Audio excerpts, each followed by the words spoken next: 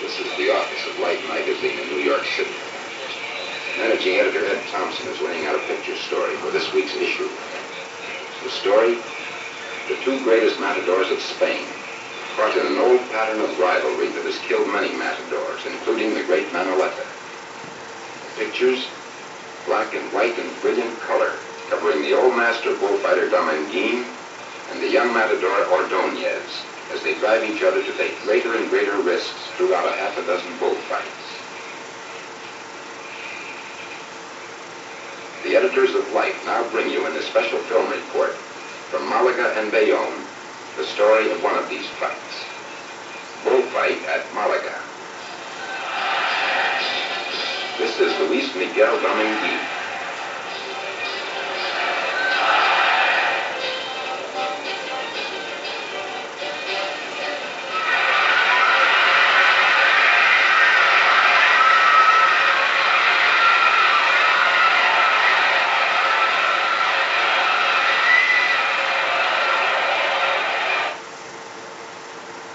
The story begins with the great Manolete. Gored to death in the bull ring in 1947, he is buried in Cordoba. He died because, after he was already safely in retirement, he came back to the bull ring to meet the challenge of a rising young matador, Dominguin. Now Dominguin is an old bullfighter at 33. He too was safely in retirement, honored, wealthy, married to a beautiful Italian actress. But he too has come out of retirement to meet the challenge of a rising young matador. And just 2 weeks ago, he was badly gored. Still recuperating, he flies at the side of his young rival, Ordóñez, for his first fight since the glory. With Ordóñez, his mentor, Ernest Hemingway. With Dominguin, his brother and manager of both fighters, Domingo. Covering the story, Life photographers Jim Burke and Larry Burrows. Life correspondents Don Burke and Will Lang.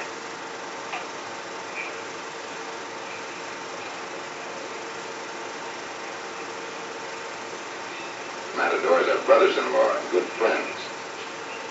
Ordóñez, too, is recovering from a slight wound.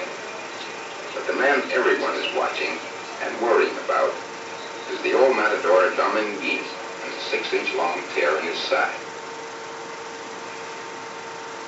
The day of the fight at Malaga. In his darkened hotel room, Dominguin dresses his own wound.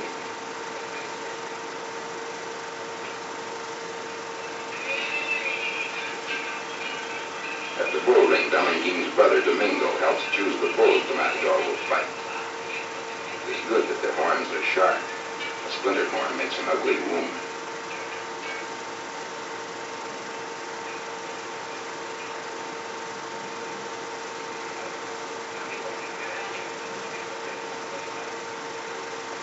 Dominguin carefully eases his pants over the bandage. The sleek, tight silk will support his wound. It might cause the glancing horn to slip off without penetrating.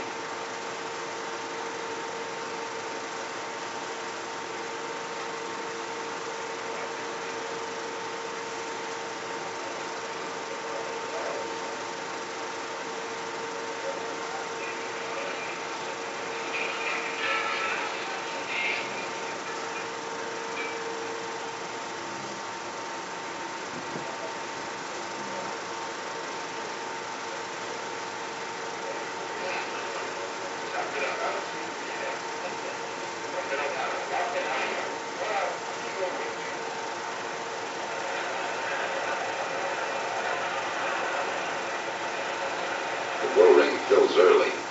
Tickets were sold out days ago.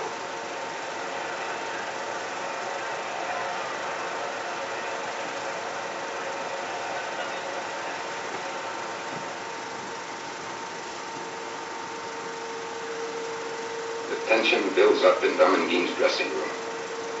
Domingo comes to tell him about the bulls. Each weighs more than half a ton. Their eyesight is excellent. Their horns are wide.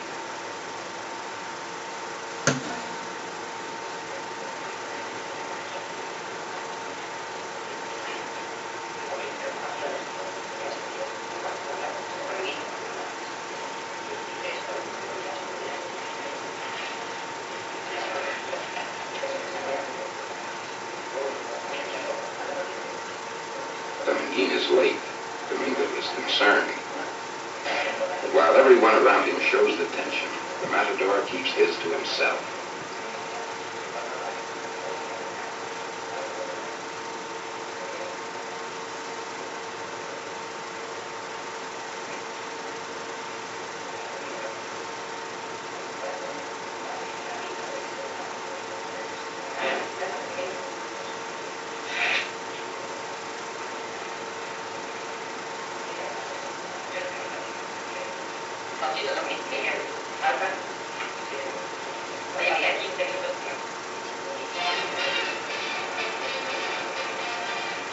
Under the stands is a chapel. Ordonez prays.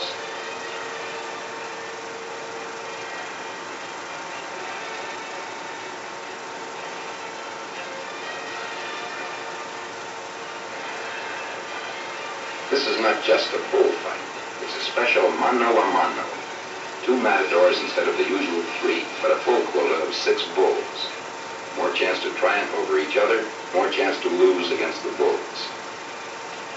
Such a fight with Dominguín and Ordonez is a kind of a World Series of the bullfight.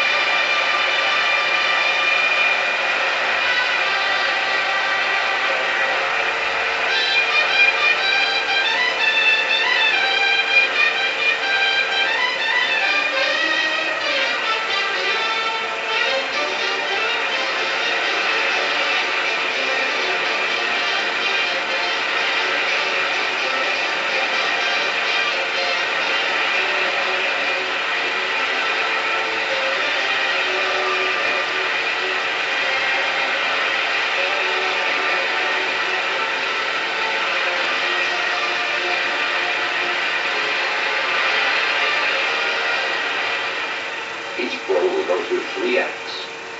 The first by the picador from his horse. The second by the banderillero with his darts. The third by the matador with his sword.